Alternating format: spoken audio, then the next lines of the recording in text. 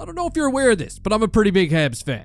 And last night, they just so happened to have a glorious opportunity to sneak into a wildcard position. That's right. All they really needed was a little bit of standings luck. And of course, most importantly, 2 big points against these buttholes right here. But before we begin, this game review is brought to you by Miraj Trading.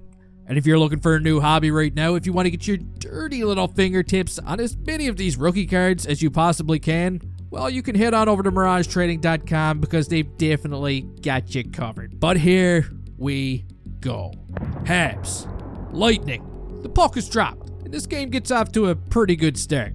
Matheson rings one off the post, Doc gets a nice look, Caulfield gets a nice look. You see, everything appears to be going as planned, but when the Canadiens start running into a little bit of penalty trouble, that is when the Tampa Bay Lightning begin taking control of this hockey game, and that's when it all starts going to shit.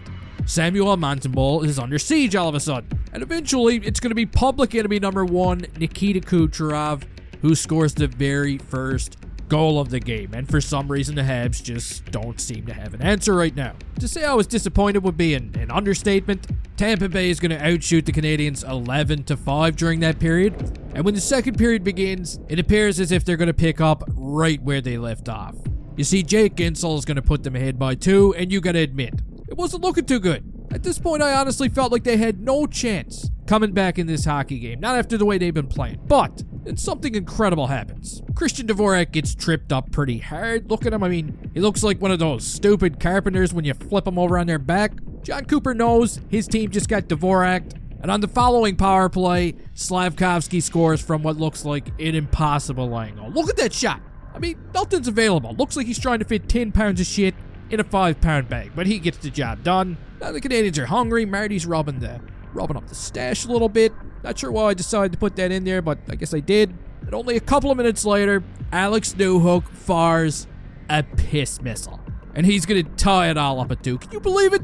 It's his 9th goal of the season. That's Line A's 2nd assist of the game. The Lightning, they're going to try and make a push. They're going to try and answer back.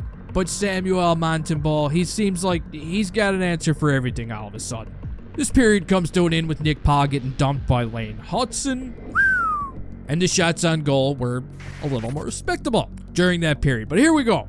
Now we're going to move on to the third period, where bodies begin flying around everywhere. We get some crazy action at both ends of the ice. But the story of the game, in my opinion, is Samuel Montembeault, who might have looked a little rough on the weekend against the Toronto Maple Leafs. But let me tell you something.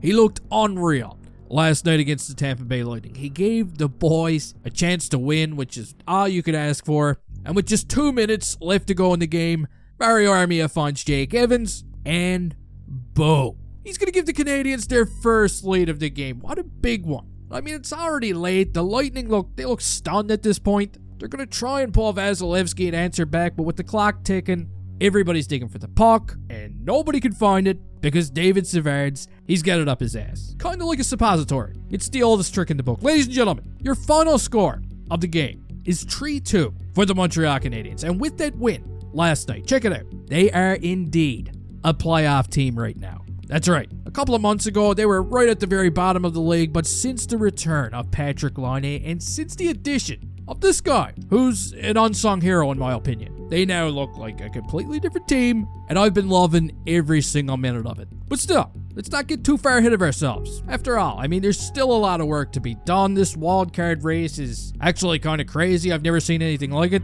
and you just know it's going to be a tight race right till the bitter end of the season. But that's going to do it. Are you excited? Are you pumped? I want to hear all about it down in the comments section. Please don't forget to cross-check that like button right across the numbers before you leave here. And hey, well, see you next time.